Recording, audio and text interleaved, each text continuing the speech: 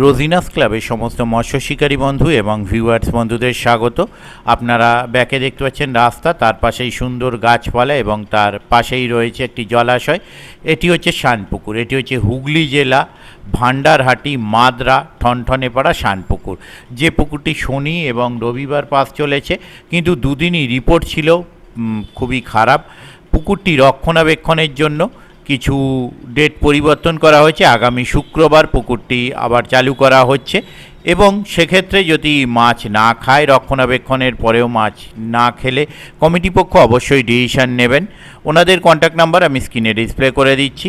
যারা কন্ট্যাক্ট করতে ইচ্ছুক তারা ওই কন্ট্যাক্ট নাম্বারের মাধ্যমে কন্ট্যাক্ট করে নেবেন। আমি শুক্রবার যাওয়ার চেষ্টা করব, যদি যেতে পারি তাহলে সেই তথ্য আমি আপনাদের সঙ্গে শেয়ার করব। যারা যাবেন তারা অবশ্যই খোঁজ খবর নিয়ে বুঝে শুনে নিজ দায়িত্বে যাবেন, আমার কথায় বা ভিডিও দেখে নয়। দেখতে থাকুন বাকি ভিডিওটুকু। ধন্যবাদ।